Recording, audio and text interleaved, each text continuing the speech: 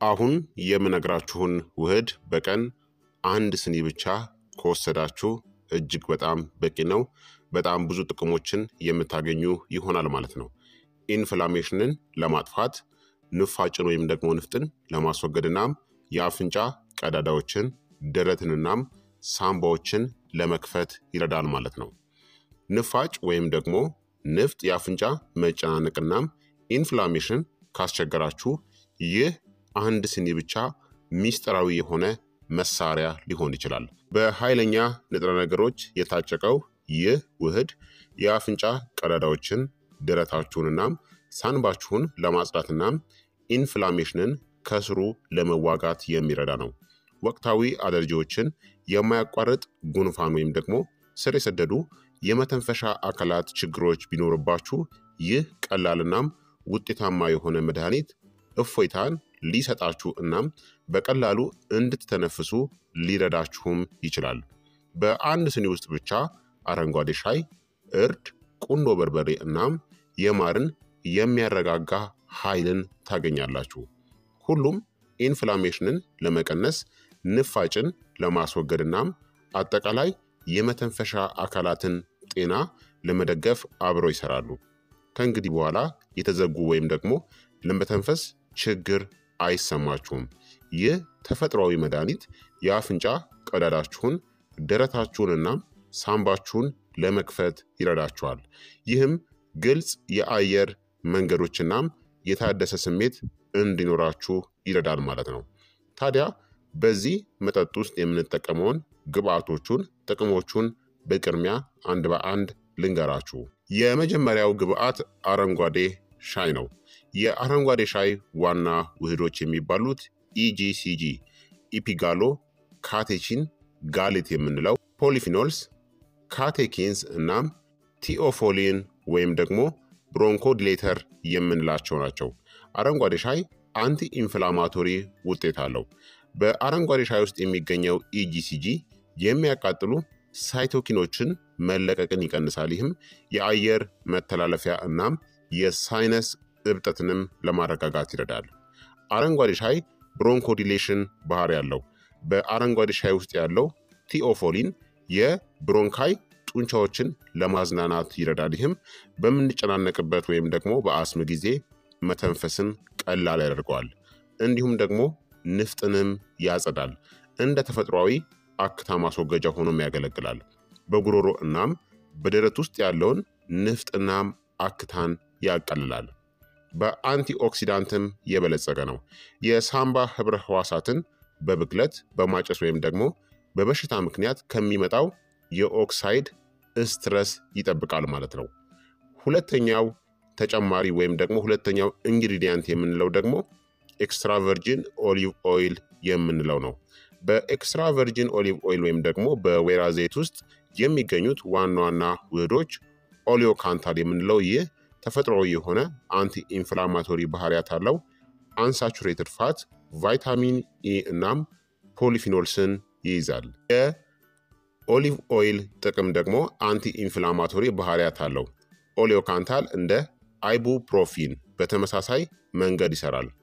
ኮኤክስ1 እናም ኮኤክስ2 ያሉ የሚያቃጥሉ ኢንዛይሞችን ይከላከላል። ሳንባንም ይጠብቃል።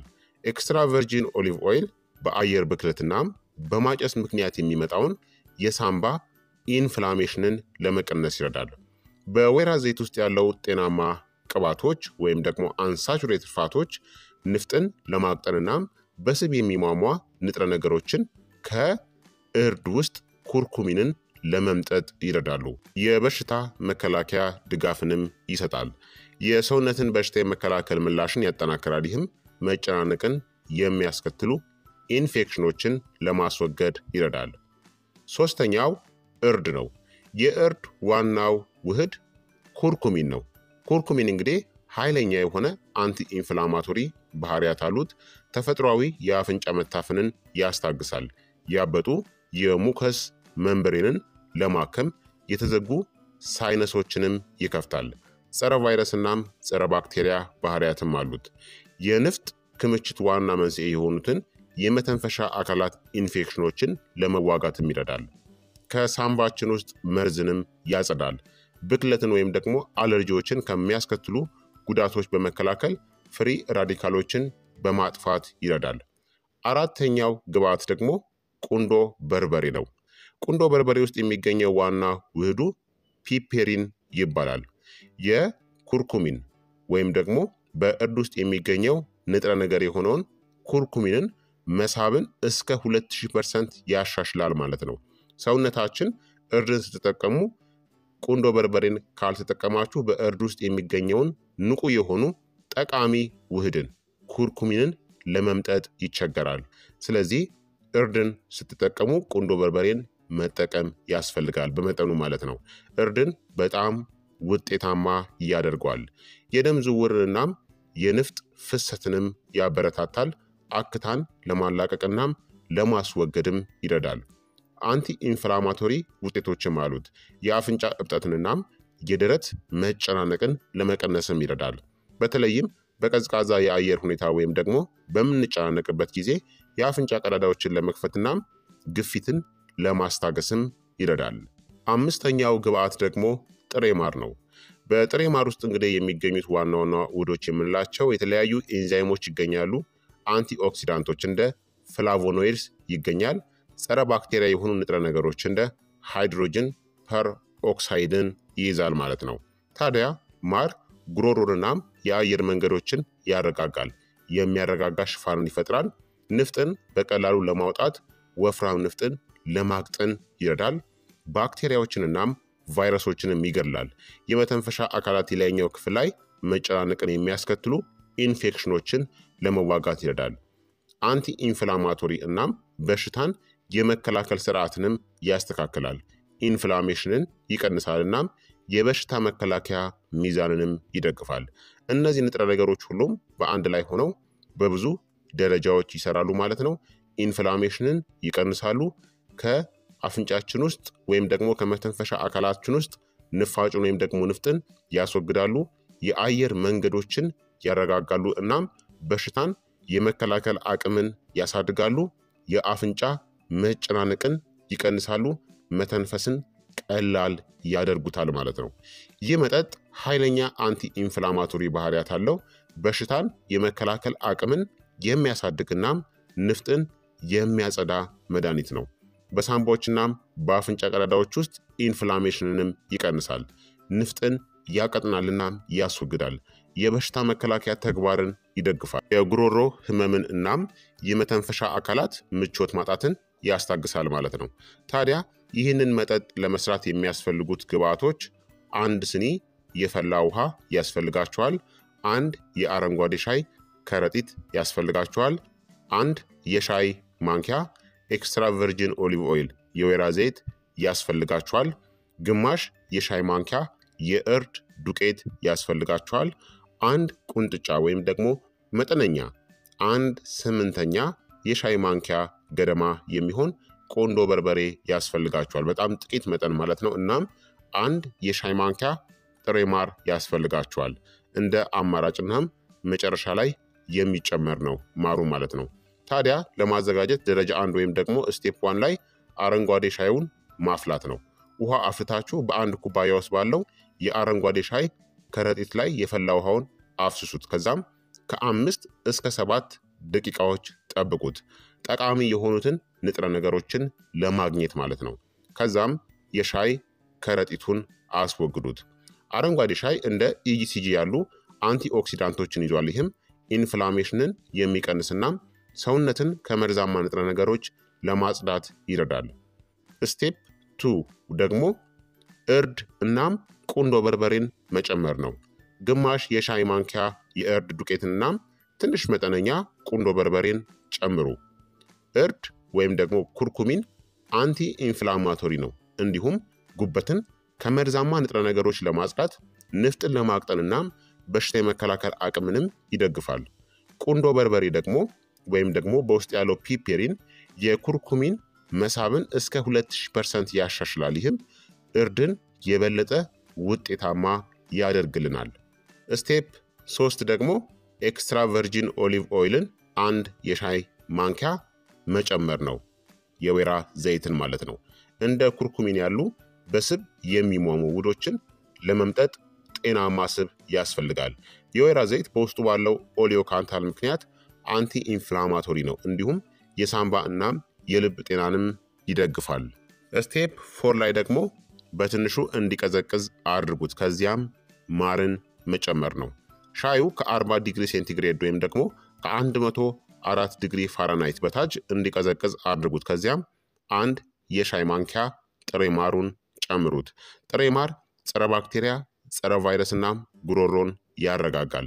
ማርን በሞቃት ፈሳሽ ውስጥ መጨመር ኤንዛይሞቹን እናም የመድኃኒትነት ባህሪያቱን ያጠፈዋል። ስለዚህ በጣም ሞቃት ሳይሆን እስኪበርድ ድረስ ጠብቃችሁ አንድ የሻይ ማንኪያ ማርን መጨመር ነው። እናም እንዴትና መቼ መጠጣት እንደምትችሉ አሁን እነግራችኋለሁ። ወይም በቀን አንድ ኩባያ ወይም ደግሞ አንድ የሻይ ስኒ ጠጡ። በተለይም ጠዋት በባዶ ሆድ ውስጥ ሰውነትን ከመርዛማ ንጥረ ነገሮች ለማጽዳት መጠጣት ትችላላችሁ። ወይም ማታ ከመተኛታችሁ በፊት የሌሊት መጨናነቅን ለማስታገስ ይረዳል። በዚህ ሰዓት መጠቀም ትችላላችሁ። ወይም ደግሞ በማንኛውም ሰዓት ምግብ ከበላችሁ በኋላም ምግብ ከመብላታችሁ በፊትም ይህንን ውህድ መጠቀም ትችላላችሁ ማለት ነው። በቀን አንድ የሻይ ስኒ።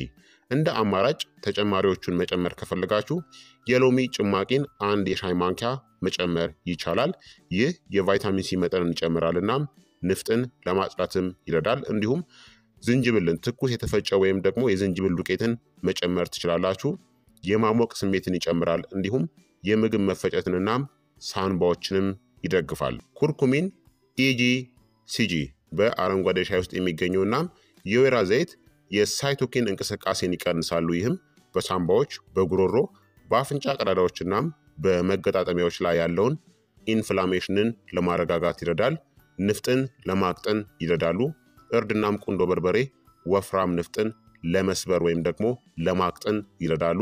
ማር እናም አረንጓዴ ሻይ ያበጡ ህብረ ህዋሳትን ለማስታገስ እናም አክታን ለማላቀቅ ይረዳሉ። የመተንፈሻ አካላት ድጋፍንም ይሰጣሉ። አረንጓዴ ሻይ እናም እርድ ሁለቱም ጸረ ቫይረስ እናም ጸረ ባክቴሪያ ባህሪያትን ያሳያሉ። ይህም የአፍንጫ መጨናነቅን የሚያስከትሉ ኢንፌክሽኖችን ለመዋጋትም ይረዳል።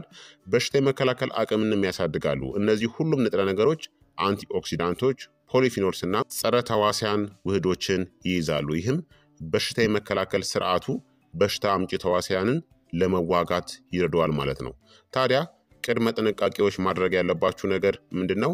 የሐሞት ከረጢት ችግር ካለባችሁ፣ የጨጓራ ቁስለት ችግር ካለባችሁ ወይም ደግሞ ደም ማቅጠኛ መድኃኒቶችን የምትወስዱ ከሆነ እነዚህን እርድን በተለይ አዘውትራችሁ ከመጠቀማችሁ በፊት የጤና ባለሙያዎችን ማማከር ያስፈልጋል ማለት ነው። እርድን ወይም ደግሞ የወይራ ዘይትን ከመጠን በላይ አትጠቀሙ። በየቀኑ በመጠኑ መጠቀም ብቻ ጠቃሚ ነው ማለት ነው። ስለዚህ ክቡራትና ክቡራን ተመልካቾቼ የዛሬው የጤና ትምህርት እንግዲህ ይህንን ይመስል ነበረ። በቀን አንድ ስኒ ይህንን ውህድ ብትጠቀሙ ኢንፍላሜሽንን ለማጥፋት፣ ንፍጥን ለማስወገድና የአፍንጫ ቀዳዳዎችን፣ ደረትንናም ሳምባዎችን ለመክፈት ይረዳችኋል። መተንፈስን ቀላል ያደርግላችኋል ማለት ነው። ስለዚህ ከዚህ ቪዲዮ ጋር በተያያዘ ጥያቄ ካላችሁ፣ ሀሳብ አስተያየት ካላችሁ በኮመንት ላይ አስፍሩልኝ፣ እመልስላችኋለሁኝ። ይህንን የጤና ትምህርት ደግሞ ለወዳጅ ዘመዶቻችሁ፣ ለጓደኞቻችሁ፣ ለእህት ወንድሞቻችሁ፣ ለሁሉም ሰው ሼር በማድረግ ሌሎችንም አስተምሩ፣ አሳውቁ እላለሁኝ። በቀጣይ የጤና ትምህርት እስከምንገናኝ እኔንም እናንተንም ቸር ያቆየን። መልካም ጊዜ፣ መልካም ቆይታ። ቻው ቻው።